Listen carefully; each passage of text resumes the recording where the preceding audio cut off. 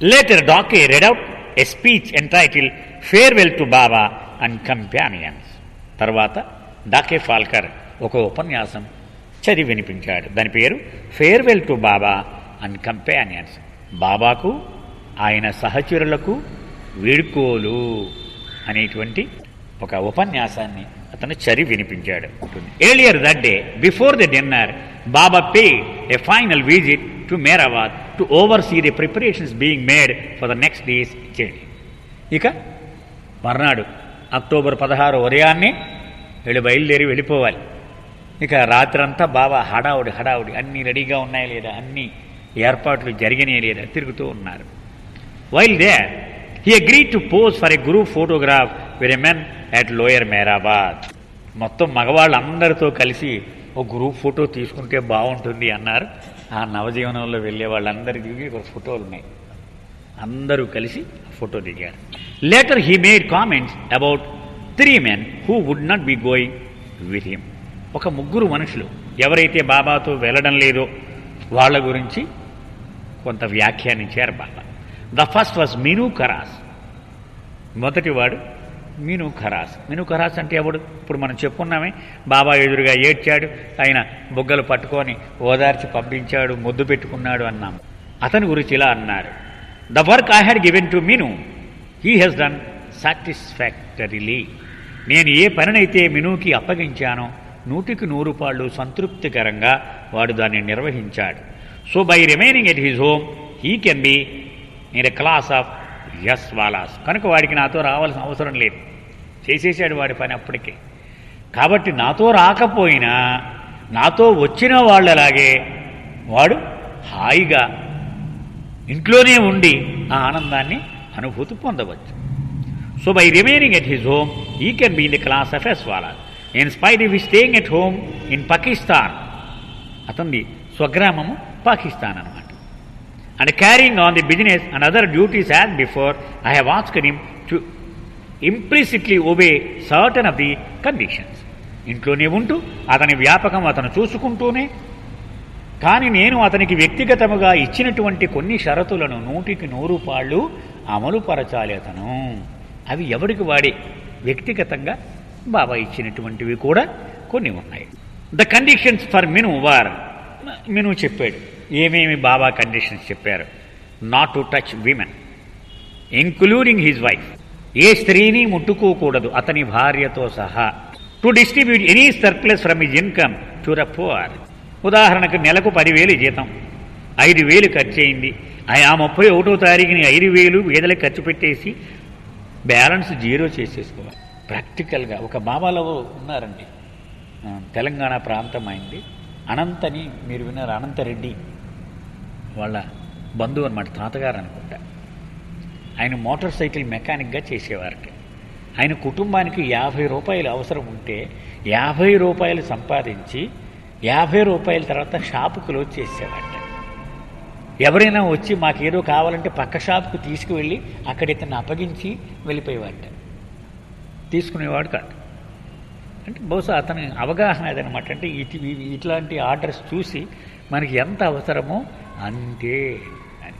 అది ఇక్కడ బాబా మిను ఖరాస్కి చెప్తున్నారు. బాబా ఏం చెప్పారు?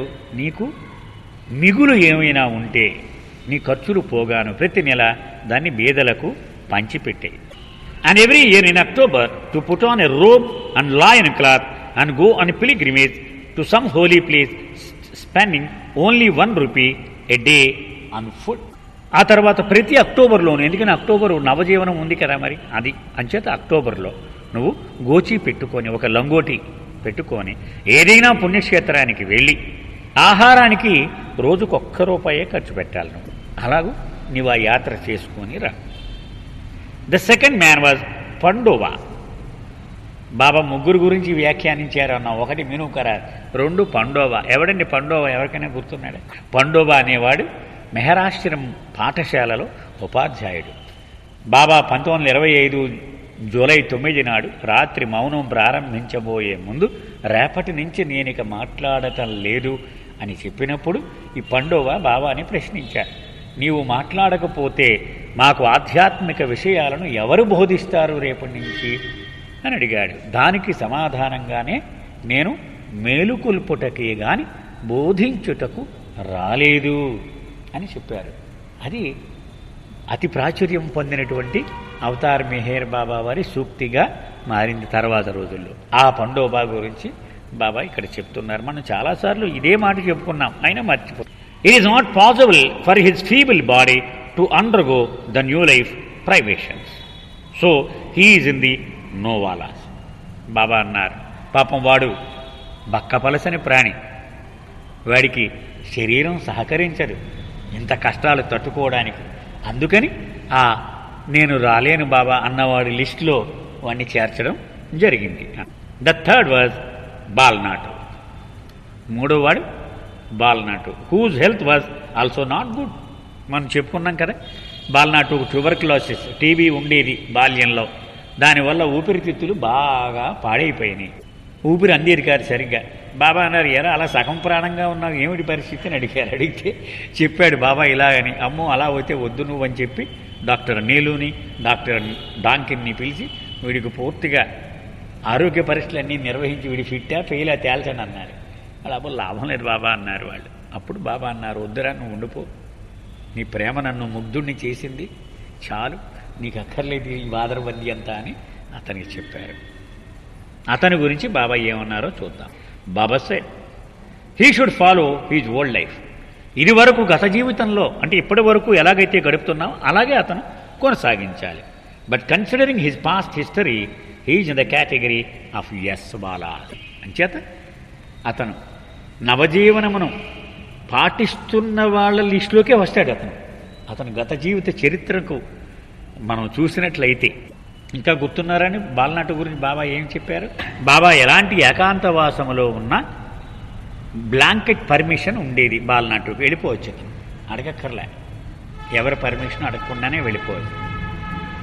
మీరు మన్మండలి సమాధులు చూశారు, అందులో బాల్నాటు సమాధి చూశారా? బాల్నాటు సమాధి లేదు. మండలి వాళ్ళు మాట్లాడుకుంటూ, ఒరే బాబా మర్చిపోయింది నీ సమాధి, మాకు అందరి పేర్లు పెట్టారేనే, నీ సంగతి మాత్రం ఎందుకునో ఆయన దృష్టి అని వాళ్ళు అన్నారు ఇతనితో. ఇతను అన్నాడు పట్టించుకోలేదు, బాబా ఇష్టం అది. లేదు ఒత్తిడి తెచ్చారు, మర్చిపోయి ఉంటాడు బాబా, నువ్వు ఒక్కసారి కరుపు బాబా దగ్గర అన్నారు. వాళ్ళ ఒత్తిడి మేరకు బాబా దగ్గర అన్నాడు, బాబా ఇలాగ వాళ్ళందరూ ఇలా అంటున్నారు, అంచేత నేను నీ దగ్గర కరుపుతున్నాను అన్నాడు. అప్పుడు బాబా అన్నారు, నీకు ఇదే కడపటి జన్మ, చిట్ట చివరి జన్మ, నీకెందుకురా ఆ సమాధులు గొడవ అన్నారు. ఆ సమాధులు గొడవ మర్చిపో, అయిపోయింది నీకు లాస్ట్ జన్మ అని బాబా స్వయంగా అతనికి చెప్పారు. ఆ విషయం కూడా బాల్నాటు చాలా అద్భుతంగా కన్వర్సేషన్స్లో రాసుకున్నాడు అదంతా. As Sadasiv Patel had to attend some affairs in court, Baba permitted him to go to Pune and clear up the matter and to join him and the companions in Belgaum on October 20th. పాపం సదాశివ్ పాటిల్, బాబా నేను నీ కూడా రానాకి సిద్ధమే, కానీ 16వ తారీఖున మరి నేను నీ కూడా రాలేను, ఎలాగూ ట్రైనింగ్ అంటున్నారు కదా, ముందు బెలగాంలో మకాం కదా, ఒక్క 4 రోజులు నాకు టైం ఇస్తే కోర్టు లావాదేవీలు కొంచెం ఉన్నాయి, నేను అటెండ్ అవ్వాల్సింది ఉంది, అక్కడ చూసుకొని 20వ తారీఖు కల్లా మిమ్మల్ని చేరతాను నేను అన్నాడు. బాబా అనుమతించారు అతనికి. A problem then arose over Ghani's property in Lonavala, but Baba had it temporary settle, so he was free to go with him. Ghani అందరూ వదిలేసుకోవాలని చెప్పాం కదా మనం, ఎవ్వడు కూడా వాడి పేరున డిపాజిట్లు కానీ ఆస్తులు కానీ ఏం ఉండకూడదు. ఈ 20 మంది తెగొట్టేసుకుని పూర్తిగా సన్యాసిలాగే అయిపోవాలి. పాపం ఘనీకి లోనావాలాలో ఒక ప్రాపర్టీ ఉంది, అది ట్రాన్స్ఫర్ అవ్వలేదు. సో దాన్ని బాబా ఏం చేశారంటే టెంపరీగా వదలగొట్టించేశారంటే పవర్ ఆఫ్ అటార్నీ ఏదో రాయించి ఉంటారు టెంపరీగా, ఒకరికి ఎవడికో ఇచ్చారు దాన్ని. Also that same day Renu, Kitty, Khurshid and Sunamasi said a final farewell to Baba before being driven to Bombay. పాపం నలుగురు, రేణు, కిట్టీదేవి, ఖుర్షిద్, ఆమె తల్లి సోనామాసి, వీళ్ళు నలుగురు బొంబాయి వెళ్ళిపోయి ఉండమన్నారు బాబా, గుర్తున్నారండి. అర్ణవాజు నారిమణ దాదా చాంజీ ఇంట్లో ఉండిపోమన్నారు శాశ్వతంగా, ఏదో ఒక ఉద్యోగం చేసుకొని వీళ్ళకి డబ్బు ఇవ్వండి అని చెప్పారు. సో వీళ్ళు నలుగురు బాబాకి సెలవు తీసుకొని కారులో బొంబాయి వెళ్ళిపోయారు. As their car drove away through their tears they looked back as long as they could until Baba, who continued to wave at them, was finally out of sight. ఆ దృశ్యం మనం ఊహించుకోవచ్చు ఎంత హృదయ విదారకంగా ఉంటుందో. వాళ్ళు వెళ్ళిపోతూ ఉన్నారు. ఆ కారులోంచి బాబా వైపు తిరిగి అలాగ కళ్ళ నీళ్లు కారుస్తూనే బాబాకి చేతులు ఊపుతూనే ఉన్నారు. బాబా కూడా వాళ్ళు కనిపించకుండా వెళ్ళిపోయేంత వరకు ఇలాగ చేతులు ఊపుతూనే ఉండేవారు. మనం వీడియో ఫిల్ముల్లో కూడా చూస్తూ ఉంటాం. ట్రైన్లు వెళుతూ ఉంటే అక్కడే ఆ రైలు పట్టాల పక్కనే బాబా నిలబడి వీళ్ళందరికీ చేతులు ఊపుతూ ఇలా ఇలా అనేవారు, నన్ను మీ కూడా తీసుకుపోండి, నన్ను మీ కూడా తీసుకుపోండి అని ఇలాగా బాబా అంటూ ఉంటారు. అలాగే వాళ్ళకి వీడుకోలు పలికారు Baba. The other women who had also lived at Meherabad for so many years said a sad farewell to Baba too. అలాగే ఎందుకంటే పొద్దున వెళ్ళిపోతాడు ఈయన, ఇంకంతా రాత్రి వీళ్ళంతా సెలవు తీసుకోవాల్సింది. మెహరాబాద్లో ఉండిపోవడానికి నిర్ణయం చేసుకున్న ఆడవాళ్ళు కూడా బాబా దగ్గర సెలవు తీసుకున్నారు. The atmosphere at Meherabad was a tense with excitement as those going with Baba made last minute preparations for the journey. అంతా హడావుడే. ఈ ఉండిపోయిన వాళ్ళేమో ఎలాగ ఉండిపోవాలి, ఎలాగ తట్టుకోవాలనేవి విషాదం. వెళ్ళిపోయే వాళ్ళేమో కంగారు కంగారు కంగారు. ఎందుకని పనులు అయిపోవాలి, చాలా పనులు ఉన్నాయి, అవన్నీ టకటక టకటకమని పూర్తి చేసుకునేటువంటి హడావుళ్ళు వాళ్ళు ఉన్నారు. A tailor in Ahmednagar under the supervision of very sister Mehru Damania had been working day and night to finish the clothing to be worn by the women and some of the men. Baba ఒక రకమైన uniform లాంటిది ఏదో తయారు చేయించారు ఆడవాళ్ళకి, అలాగే బెచ్చానికి వెళ్ళేటువంటి వాళ్ళకి ప్రత్యేకంగా తెల్లటి గౌన్ లాంటివేవో. ఇవి ఇరిచి చెల్లిలైనటువంటి మెహరు ఆవిడ ఒక టైలర్ని తెప్పించి వాడితో రాత్రి పగలు వీళ్ళందరికీ కుట్టడం హడావుడిగా ఉంది. When every one was packed Baba made a final inspection of their small baggage and trunks. రాత్రి అడిగారు బాబా, అన్ని రెడీయా, అందరూ సర్దేసుకున్నారా? సర్దేసుకున్నాం బాబా. తీయండి ఒక్కొక్కరి పెట్టి ఏమేమి సర్దారో చూస్తున్నారు. అందరి బ్యాగులు పెట్లు ఆయన ఇన్స్పెక్షన్ చేశారు. ఎందుకంటే ఆయన ఏ చిన్న విషయాన్ని పర్వాలేదులే, బద్ధకము ఇవి ఆయనకి లేవు. ప్రతి వాడి పెట్టి 20 మంది అవి ఇన్స్పెక్షన్ చేశారు. The following is a list of things that could be taken on the new life. ఒక్కొక్కడు నవజీవనానికి వెంట తీసుకు వెళ్ళవలసిన సామాన్లు లిస్టు ఇదిగో కింద రాస్తూ ఉన్నాను చూడండి అని బాబుజీ రాశాడు. అంటే ఈ లిస్టు టిక్ పెట్టేవారు అనమాట ప్రతిదీ కూడా బాబా. అప్పుడు అవన్నీ దొరికే వీళ్ళకి. 2 big cotton kafnis, long robes, 1 white and 1 blue. పొడుగు గౌన్లట ప్రతివాడికి, ఒకటి తెల్లది ఒకటి నీలంది. 1 brown woolen కఫనీ, ఒకటి చలేసినప్పుడు వేసుకోనాకి ఊలుతో చేసింది, అది కూడా పొడుగు గౌనే. 1 blanket, ఒక దుప్పటి. 1 woolen suit, 2 shirts, 1 woolen and another cotton or silk. 2 చొక్కాలు. ఆ 2 చొక్కాలు ఒకటి ఊలు ఉండాలి, ఒకటి సిల్క్ అన్నా ఉండొచ్చు, కాటన్ అన్నా ఉండొచ్చు. 1 కాటన్ సూట్, ఒకటి పూర్తిగా కాటన్ చొక్కా ప్యాంటు. 2 పైజమాస్, పైజమా అంటే తెలుసు కదా, 2 పైజమాలు ఒక్కొక్కడికి. 2 కాటన్ టీ షర్ట్స్ కూడా ఉండేవన్నమాట ఆ రోజుల్లో, కాటన్వి అంటే తెల్లవి బహుశా. 3 pairs of socks, 1 woolen and 2 cotton. అలాగే 3 జతల మేజోళ్ళు అవి, 2 ఏమో కాటన్వి, ఒకటి ఉలెన్ది. 2 pairs of లంగోటి ఆర్ అండర్వేర్, 2 లంగోటీలు కానీ లేకపోతే 2 అండర్వేర్లు కానీ డ్రాయర్లు కానీ. 4 హ్యాండ్ కర్చీఫ్స్, 4 జేబురుమలు. అంటే ఎక్కువనా కుదరదు, తక్కువనా కుదరదు, రూలే. 1 బాత్ టవల్, స్నానం చేసి తుడుచుకోవడానికి ఒక టవల్. 1 ఫేస్ టవల్, మధ్య మధ్యలో మొహం తుడుచుకోవడానికి చిన్న నాప్కిన్ ఒకటి. నడగాలి మరి వీళ్ళంతా. 1 టిన్ ట్రంక్, ఒకటి ఇనప ట్రంక్ పెట్టి ఒకటి. ఆ సైజు కూడా మళ్ళీ చెప్పారు బాబా. 2 అడుగులు వెడల్పు, అడుగున్నర ఎత్తు, అడుగున్నర ఇది పొడుగు, 2 అడుగులు, అడుగున్నర వెడల్పు, 9 అంగుళాలు ఎత్తు. ఖచ్చితంగా ఈ సైజే అందరికీ. 1 cloth bag which can be hung from the shoulders, ఒక క్యారీ బ్యాగ్ లాంటిది గుడ్డది భుజానికి తగిలించుకోవాలి, అదొకటి. 1 లోట అంటే ఒక చెంబు. 1 తాళి అంటే పళ్ళెం, ఒక పళ్ళెం. 2 స్పూన్స్, 2 స్పూన్లు. 1 toothpaste tube, 1 toothbrush, ఒక టూత్ పేస్ట్, ఒక టూత్ బ్రష్ ప్రతివాడికి.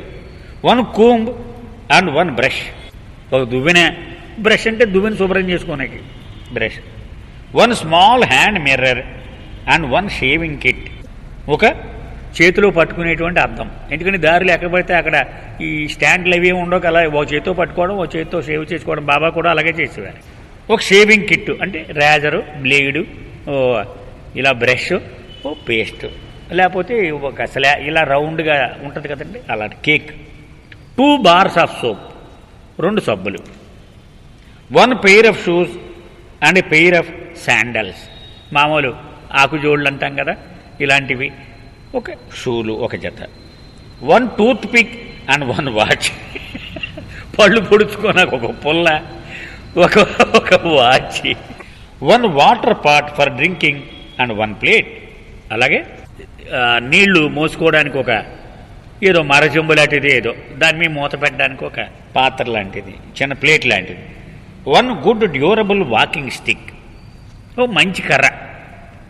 కర్ర అంటే ఇరుపోకూడదు అసమానం, అది ఎదురు కర్ర అన్నా ఉండొచ్చు, మంచిదన్నా ఉండొచ్చు.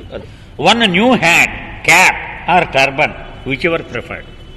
ఒక క్యాప్ కానీ ఒక హ్యాట్ కానీ, అంటే కొంతమంది ఇంగ్లీష్ వాళ్ళు సన్ హ్యాట్ అని ఇలాగా ఎక్కువ రింగ్ ఉంటుంది అది, లేదా క్యాప్ అంటే ఇలా పెట్టుకుంటారు. ఎవరికి ఏదైనా పర్వాలేదు, ఆఖరి తలపాగైనా పర్వాలేదు. కొంతమంది తలపాగ ఇష్టం, మరాఠీ వాళ్ళకి తలపాగే, అదైనా పర్వాలేదు. Those using neck ties may take 2.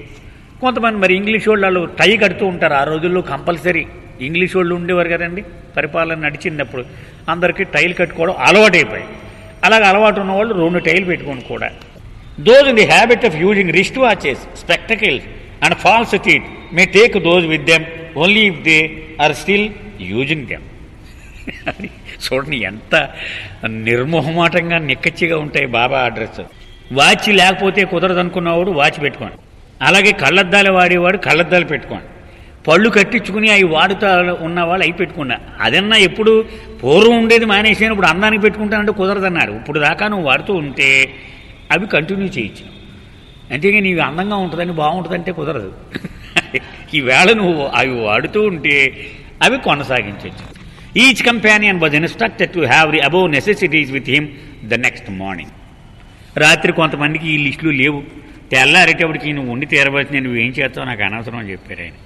ఉండవలసిందే, నువ్వు బయలుదేరాలంటే ఇవి చూపించి నాకు, నీ దగ్గర ఇవి 3 పెండింగ్, ఈ 3 చూపించి బయలుదేరు నువ్వు. ఎవరికి వాడికి బహుశా పెండింగ్ లిస్ట్ రాసేసి ఉంటారు ఆయన.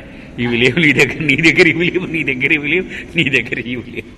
ఇవన్నీ తెల్లారేటప్పటికి నువ్వు సంపాదించవలసిందే. As the new life progress much of the clothing was discarded.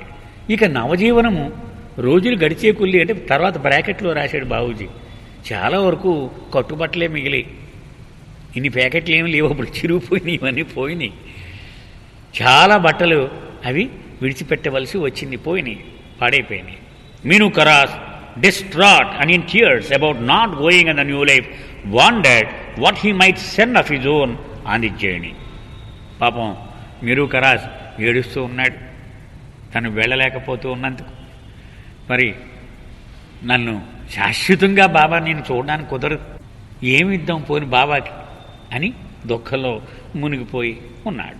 Suddenly through his sadness he remembered his walking stick and asked his friend Dr. Ghani if he would take it on the new life for him, and the doctor happily agreed.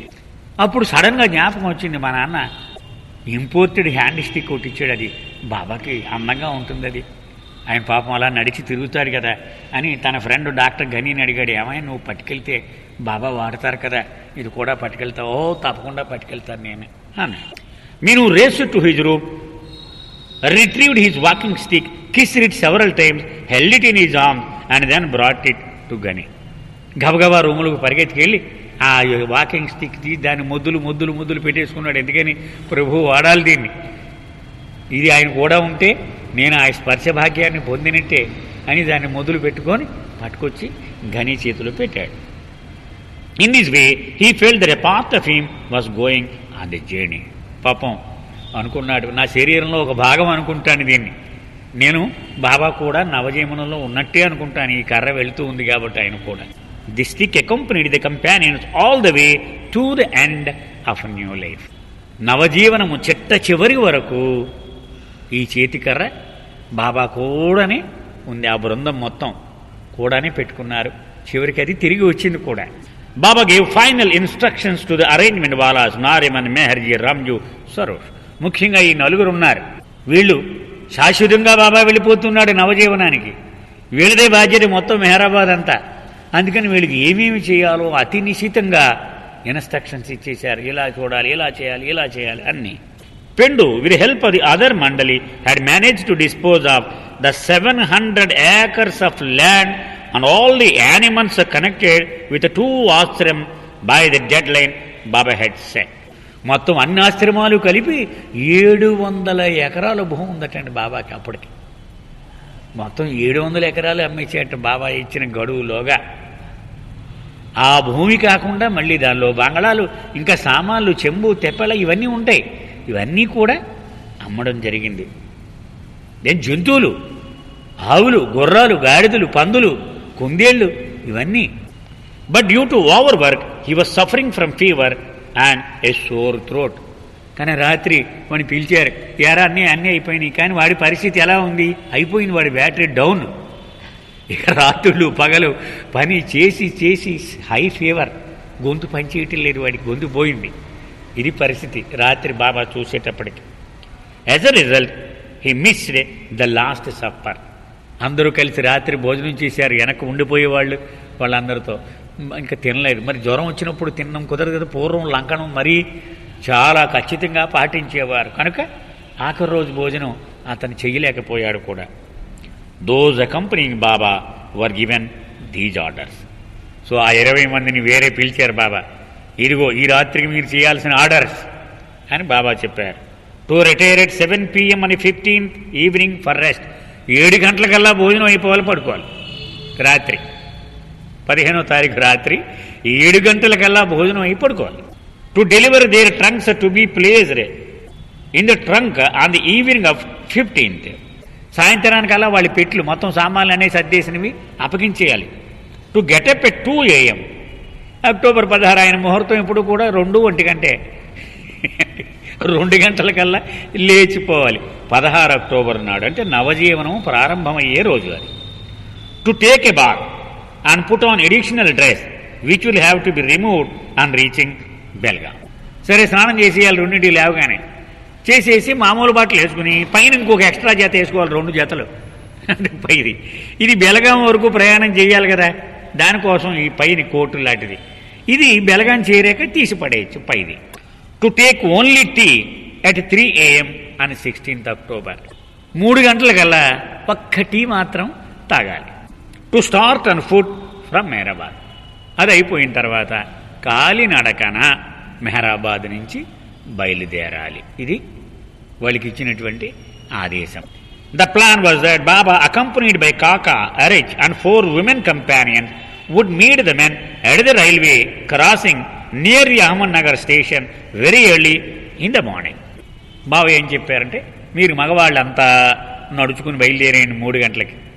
నేను కాకాను, ఎరిచిని అంటే వాళ్ళిద్దరిని తనకి కూడా ఇటొకడు ఉంటాడనమాట. ఈ 4 ఆడవాళ్ళని వేసుకొని మిమ్మల్ని కలుస్తాను, నన్ను కారులో దింపుతారు. అక్కడ ఎక్కడ? రైల్వే క్రాసింగ్ గుర్తుందండి? అహ్మద్నగర్ నుంచి రైల్ ట్రాక్ దాటి పూనా వెళ్ళి దగ్గర క్రాసింగ్, అక్కడ ఓవర్ బ్రిడ్జ్ లేకముందు క్రాసింగ్ ఉండేది అక్కడ. అంటే స్టేషన్కి కొంచెం ముందనమాట. మనం కొంచెం గుర్తుపెట్టుకోవచ్చు, పెద్ద కష్టం. కైంటిక్ చౌక్ అని రౌండ్ వస్తుందండి. ఆ రౌండ్ దగ్గర నుంచి లెఫ్ట్కి తిరిగితే అక్కడ రైలు క్రాసింగ్ ఉందన్నమాట. అక్కడే జస్ట్ అలా 4 అడుగులు వేస్తే రైలు క్రాసింగ్. ఇప్పుడు ఫ్లైఓవర్ ఉంది, పూర్వం గేట్ ఉండేది, అది రైల్వే క్రాసింగ్. అక్కడ నేను కలుస్తాను మిమ్మల్ని. The foot journey would then begin from the station with Baba and the women walking ahead and the men following at a distance of about 200 yards. Baba అన్నారు, అక్కడి నుంచి నవజీవనం మొదలైపోయింది. ఇంక కారులు, విమానాలు ఏమి ఉండవు, మన సొంత ఎయిర్పోర్ట్లు లేవు. అక్కడి నుంచి ఎలాగ నడాలా? బాబా స్త్రీలు ముందు నడుస్తూ ఉంటారు. వాళ్ళకి 200 గజాల దూరంలో వెనక ఈ మగవాళ్ళు నడవాలి. Everyone was instructed to wear ordinary clothes rather than their kafnis in order not to draw attention from local people. మీరేదో తెల్ల బట్టలు, కాషాయ బట్టలు ఇప్పుడు వేసేకండి. మీరు జనం అంతా అలా చూసి ఓహో దండాలు పెట్టడం, గౌరవించడం చెప్తూ ఉంటారు.